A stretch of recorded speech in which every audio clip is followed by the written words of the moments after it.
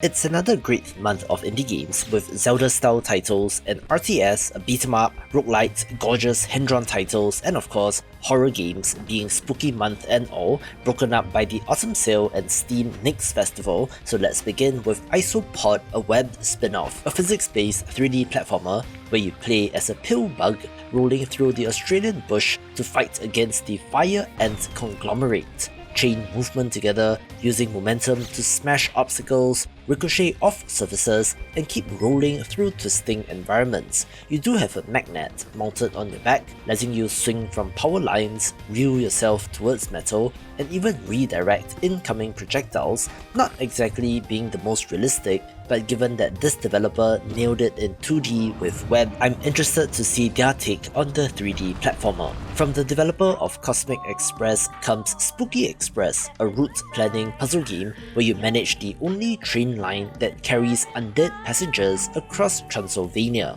You draw track paths that can't cross or loop back, having to drop off the creatures at unique destinations, vampires to coffins, zombies to graves, and so on. New map features and passenger types are introduced as the game progresses and is from a well-known puzzle game developer, so I expect this to be great. This video is brought to you by Thieves' Shelter, a first-person atmospheric point-and-click detective adventure game with a dose of horror, where you will not be able to see everything the game has to offer in a single playthrough, as this depends on your observation skills and choices. You play as Detective James, investigating a homicide in a manor where things are not as they seem. The environment shifts and warps around you, where old hallways that you have passed through may lead to new locations upon backtracking. And not helping is that our hero's mental state is deteriorating and just so happens to be haunted by a demon. You are exploring and solving puzzles, finding key items to progress, using special equipment like a UV light or digital camera to reveal new clues, where events are missable if you stay too long in a spot, turn left instead of right, or overlook some tiny detail. Clues are recorded in your memoir and investigation notes as you piece together this complex mystery and narrative, so if interested, try the free demo, wishlist the game, and look forward to the release on 17th October 2025. Escape from Duckov seems like one step away from a lawsuit, but title aside, this is a single-player, top-down looter-shooter where you awaken in the strange realm of Duckov and scramble to secure supplies, arm yourself, and build a safe hideout. You creep into zones, scavenge loot from enemy nests, fight ducks wielding guns or blades, and then make your way back before things spiral out of control. There's a risk-reward element as you battle your way through the world and loot it, but if you get knocked down to 0 HP, everything in your inventory is lost, adding tension to the game. You have a home base to customize and upgrade, adding facilities like medical bays, armament racks, crafting stations, and storage as you get stronger before your next expedition.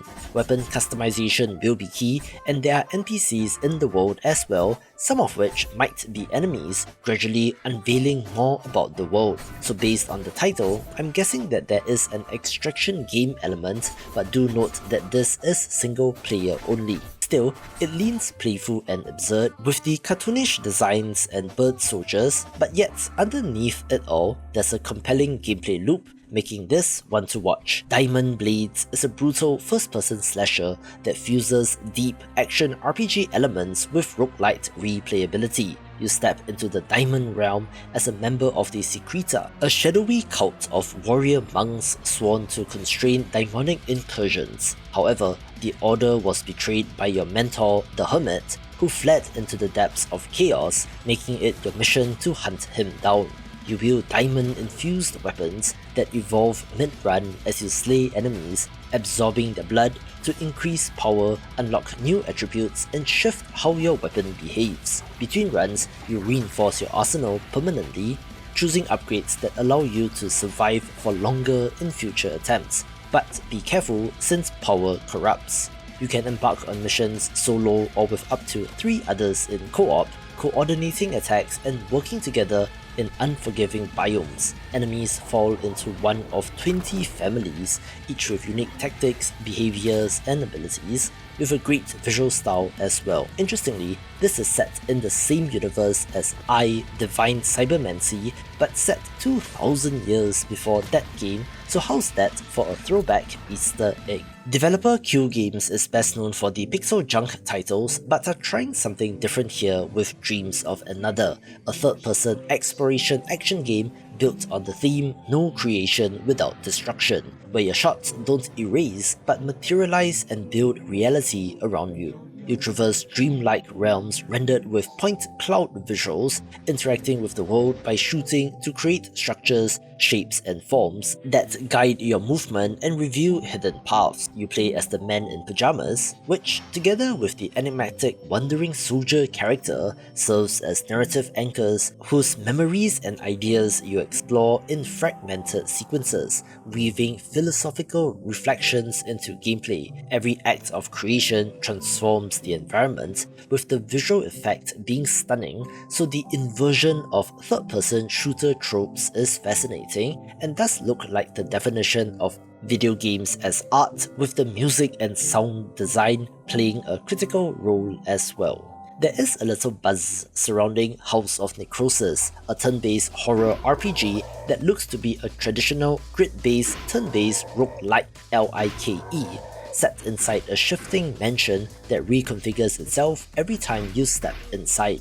You delve into procedurally generated hallways and rooms, exploring and managing scarce resources while facing grotesque creatures. As you progress, you level up your character, find the items and upgrade your weapons, in preparation for deeper incursions into the mansion's defiled depths. I love the art style, combining the low polygonal count of titles like original Final Fantasy VII, complete with skill and item use animations, along with pre-rendered backgrounds, and is old school cool.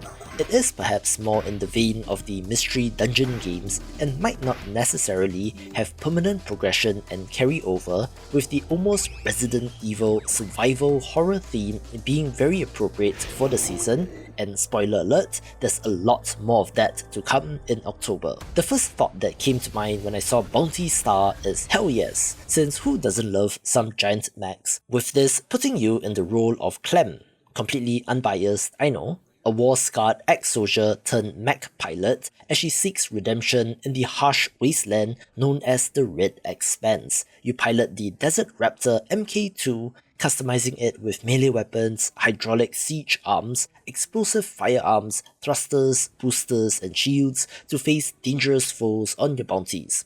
You'll wander across the frontier, tracking down criminals and beasts hidden in remote corners, having to decide when to engage aggressively or to take a more cautious approach. Your base takes shape in a decrepit garage, which you can rebuild and upgrade, having farming and life sim elements as you lay down water and power lines, grow food, cook, raise animals, and craft ammunition and fuel to support your missions. You have to be prepared before diving into the next mission, as hunting key targets demands both firepower and careful management of resources. The mix of over-the-shoulder mech action, deep customization, and light base building gives the game two contrasting speeds and feels interesting as a result, all as you try to piece together the narrative about what is haunting our heroine. Another title which I love the look of is Dicealot, a roguelite dice builder drawing upon Arthurian legend where you are rolling dice to battle enemies in a video game adaptation of a game named Farkle, F-A-R-K-L-E, and yes, I checked, that is indeed a real game.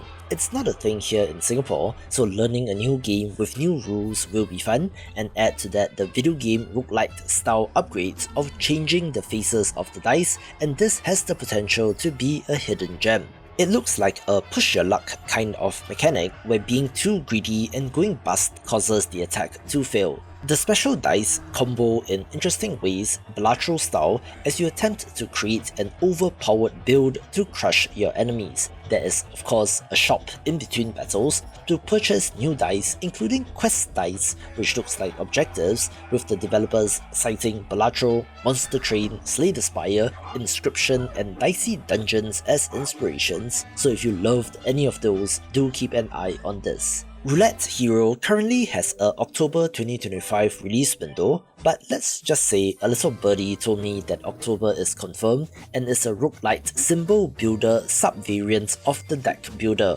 where you form a team of animal companions to battle towering mechanical creatures. You position animals on the wheel, but then have to rely on the luck of the spin to activate their abilities, with the synergies between animals being key to your success. Each animal has a role, some deal damage, others defend or trigger support effects, and they each belong to an animal family, with team composition mattering the most. There are 13 animal types, 100 plus animals, and 100 plus cartridges, which seem to be the relic equivalents, looking deeply strategic while also having an adorable look, following in the footsteps of games like Luck Be a Landlord and Cat God's Ranch, and is an easy recommendation. One more spooky title in the mix is Flesh Made Fear, a throwback survival horror title set in the world of twisted experiments and occult nightmares. You assume the role of an elite operative from the Reaper Intervention Platoon sent to stop Victor the Dripper Reaper, a deranged former CIA agent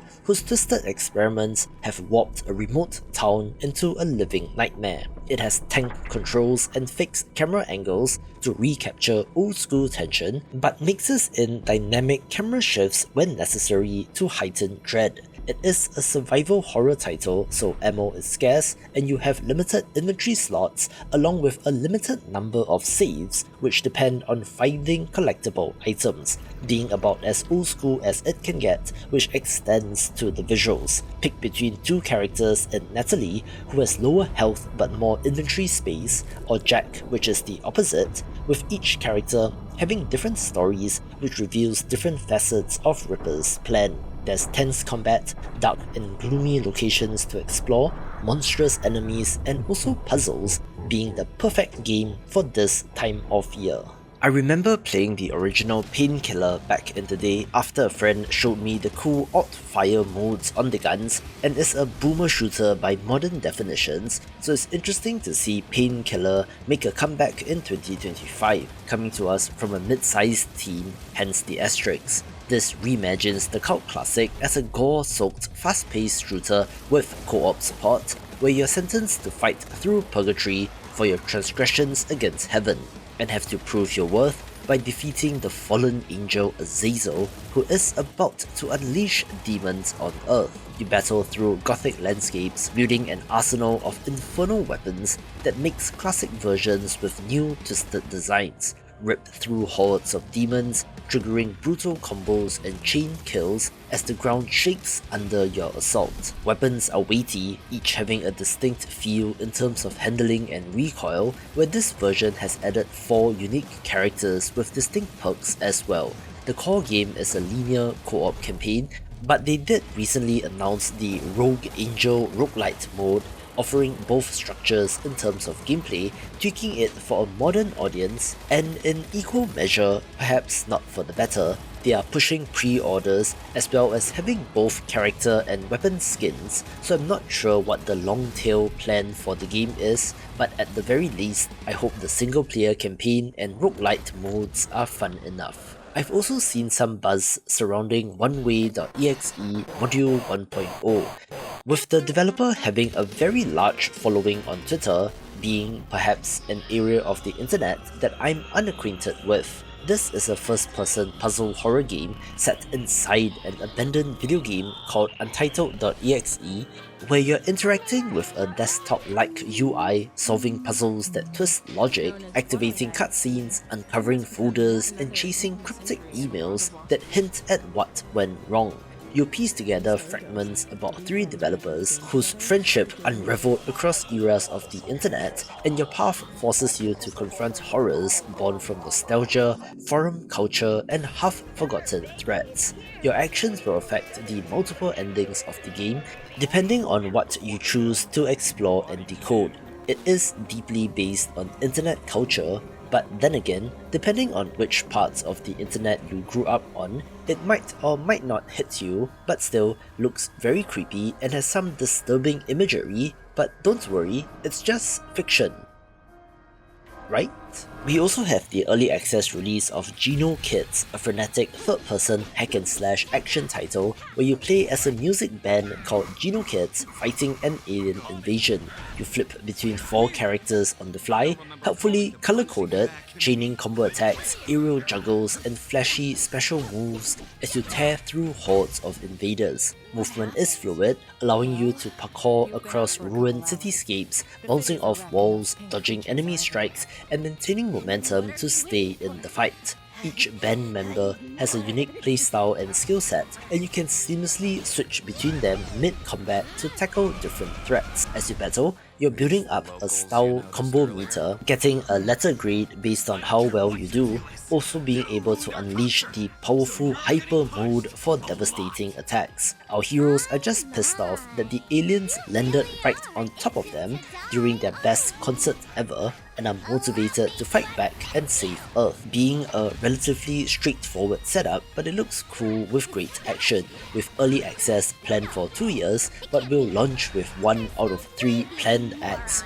2 out of 4 characters, 7 complete and polished chapters, and 5 secret missions, and looks like a decent first step, especially coming from a team of just 2 people. I received a curious email a couple of months ago informing me about Dice Legends, a roguelike deck builder with RPG elements, yes, but don't go running off just yet, since this comes to us from the co-creator of Gwent and showrunner of Cyberpunk Edge Runners, so there is serious creative muscle behind this game.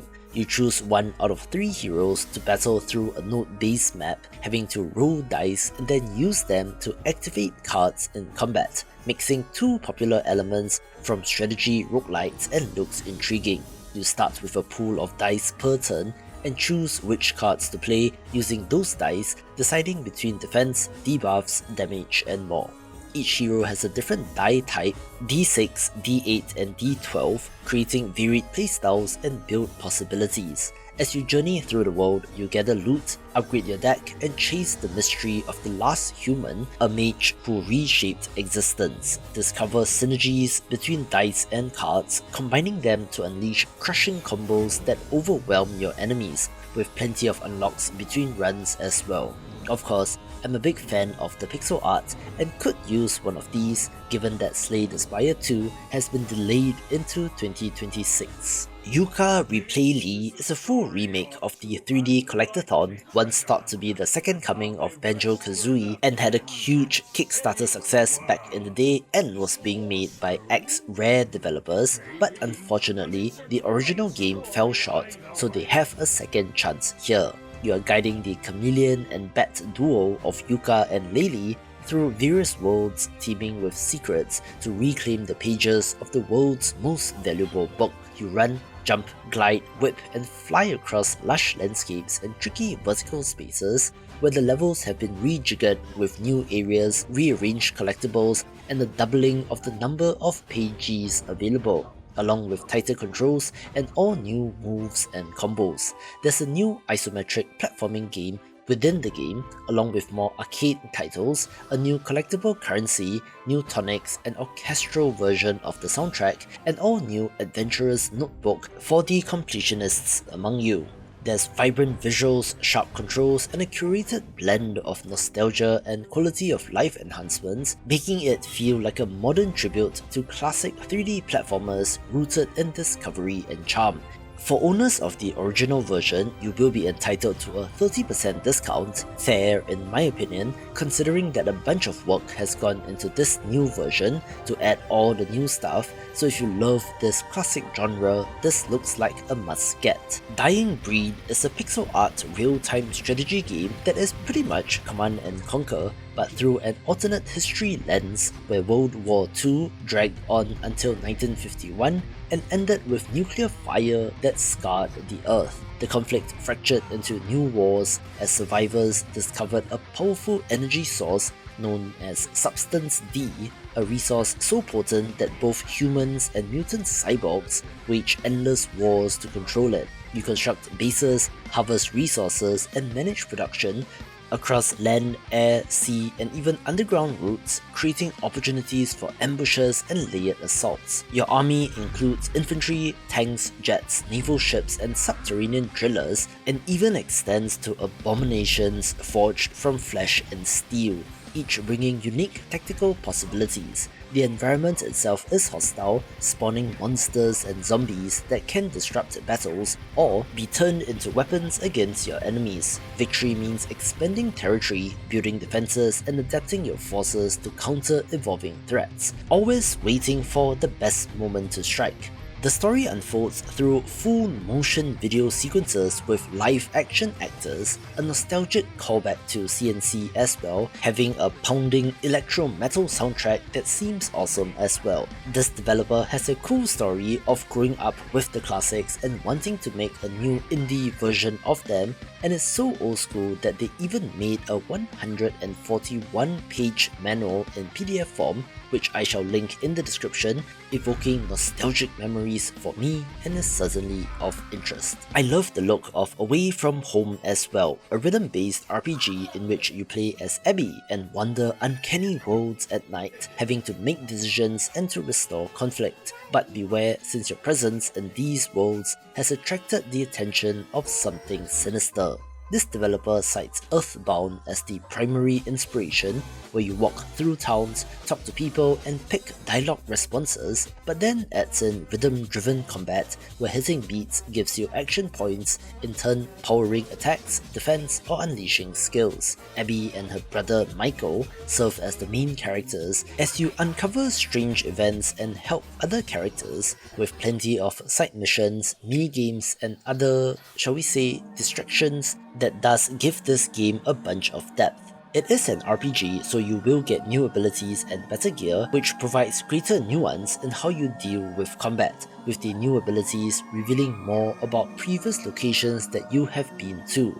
It also has expressive pixel art, vibrant animation, voice acting, and music to add to the overall package, falling into the quirky RPG category like Undertale, or perhaps Everhood would be a better comparison, and looks absolutely fantastic. Something more lighthearted is My Card is Better Than Your Card, a sticker-based roguelike deck builder wrapped in a playful childhood rivalry narrative. You are a kid at the playground, creating your own cards by applying stickers, combining effects, and creating custom decks that compete in tug-of-war style duels where creativity matters more than brute power.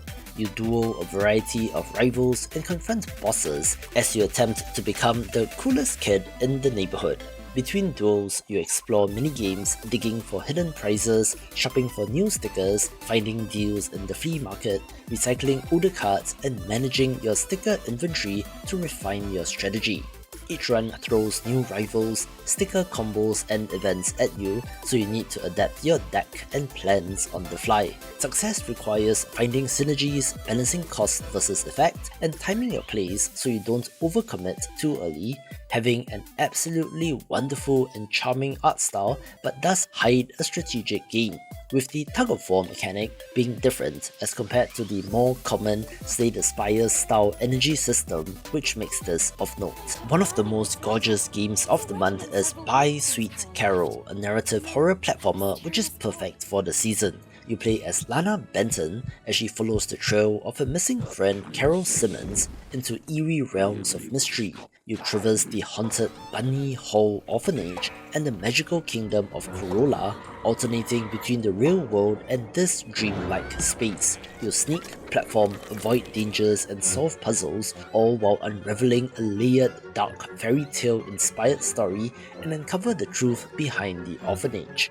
It's an adventure platformer where you will get the ability to transform into a rabbit, which changes how you explore and lets you access hidden paths. Clues, letters, and environmental storytelling reveals more about the narrative, and interestingly, you're able to call upon an umbrella-wielding character to do battle for you, but I don't think this is an action platformer in the traditional sense. The old-school Disney movie-inspired art and animations are the highlight, which are not cutscenes only and extends into gameplay looking like an absolute visual treat, while still remaining creepy, where I can see this reaching Cuphead levels of popularity due to the art art alone. After a brief detour into the world of city builders with Cataclysmo, developer Digital Sun is going back to the action-adventure shopkeeping sim Moonlighter 2 The Endless Vault. You play as Will, the same character from the first game, who, along with his entire village, find themselves stranded in a new location, and it's a game about new beginnings as you go about establishing a new life. Live a dual life as an adventurer and shopkeeper, diving into perilous dungeons across cascading dimensions, smashing through corridors, vanquishing foes, grabbing relics, and navigating the gamble of pushing further versus retreating with your treasure. Back in town, you use those spoils to stock your shop, setting prices, decorating shelves, and haggling with customers to maximize profit, reinvesting in the village to expand the town and unlock new opportunities. Dungeons are randomly generated, so some people consider this to be a roguelite, although the permanence of the shop does give it less of a run-based feel, with combat systems appearing to be expanded upon as compared to the original. Of course, they have also ditched the pixel art for a fully 3D aesthetic, which is okay and I understand why, and should be a great one of these. Absalom has you playing as one of the few remaining magic building rebels trying to overthrow the Sun King Azra, and is a roguelite beat-em-up from the developer of Streets of Rage 4, so that pedigree pretty much speaks for itself. You slash, dash, cast and counter-attack across beautiful hand-drawn landscapes, battling a variety of enemies using light and heavy strikes, punctuated by arcane spells and careful timing. Each run allows you to select upgrades from rituals mid-run that augment your attacks, actually having build variety, which is not easy to do in a beat-em-up, with elemental effects like fire, lightning, tornadoes and more, and after defeating bosses, you unlock inspirations that grant powerful new moves and buffs. Maps branch, enemy layouts change, and secrets beckon you down different paths, so no two expeditions feel the same. When you fall in combat, you are revived by magic and return to a hub area where you spend resources to increase your base stats, unlock permanent enhancements, and prepare for the next attempt. The hand-drawn art is sick as well, with the other standout roguelite beat-em-up that I can think of being the Lost Castle series, so this looks to join those ranks among the best. We did also get the recent announcements of Super Fantasy Kingdom, a roguelite city builder where you rebuild a crumbling realm and defend it from monster hordes. And yes, if you have been watching the channel, I do like The King is Watching, and while this is similar, the mechanics are different enough to be of interest. You have to manage resources like wood, stone, food, and workers to construct buildings, upgrade infrastructure, and expand your territory to boost your economy while balancing growth and risk of overexpansion. Waves of creatures assault your kingdom, forcing you to deploy defenders, using strategic placement and reacting to threats before they breach your walls. Exploration plays a role too, opening paths to new lands or unlocking powerful bonuses. The way the roads work in this game gives it an almost Heroes of Might and Magic vibe. It is a roguelite, so there are permanent unlocks across runs, different factions to play as, and a whole bunch of variety with 100 plus units to recruit. For example, having the ultra minimalist pixel art, which I'm a huge fan of, and it's an easy recommendation. One of the most anticipated titles on Steam is Kingmakers, which thrusts you into a wild alternate history where you are able to bring modern armaments back 500 years to medieval England in order to rewrite a doomed future, answering the question of what will an assault rifle do against a squad of knights on horseback. You fight on two fronts, on the ground in third person, shooting using assault rifles, grenade launchers, armoured vehicles and tactical gear, and overhead in full strategy commander view, directing your troops and accounting for the larger strategy. You are commanding medieval armies of archers, swordsmen, cavalry and siege weapons, being able to switch perspectives at will, jumping down to join in the action or zooming out to coordinate troops and manage formations. Units under your command carry unique traits, strengths and weaknesses in a rock-paper-scissors fashion, so spearmen counter cavalry, archers pick off light units and so on, with the game changing modern weapons and vehicles, providing that power fantasy. There's also co-op support, with the trailers showing a glimpse of the future with flying cars and more, looking impressive technically due to the number of units on screen and has the potential to be huge. I am a bit torn about the ranking, but I've settled with Mina the Hollower here, a 2D Zelda-style action-adventure game from the developers of Shovel Knight. You play as Mina, a gifted Hollower inventor summoned to a cursed island after her spark generators powering said island fail, having to battle through monsters to figure out why.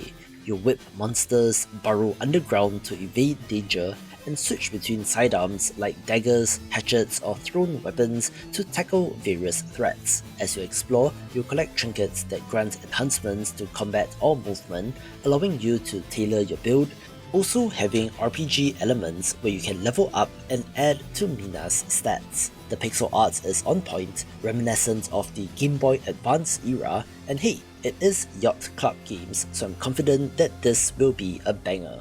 Alright, I know, I hear you, roguelite drinking game is fun and all that, but don't knock Ball Pit until you try, where the little taste that I got of the demo has caused this roguelite brick breaker to skyrocket up my personal watch list. You are battling through waves of descending blocks of enemies in an almost vampire survivors style of combat, leveling up and upgrading your balls to do more damage, and when you fail, you return to a home base to build and upgrade, getting stronger before attempting again. The ball fusion system lets you merge 60 types of magical balls into novel hybrids, leading to screen clearing levels of damage, which is so satisfying, with the base building reminding me of Loop Hero, as well as the many references to balls being the enter the gungeon level of gun puns but balls, which is always fun. This comes to us from developer Kenny Sun, who is best known for puzzle games like Yenkai's Triangle, but has branched into more action games as of late with titles like Mr. Sun's Headbox.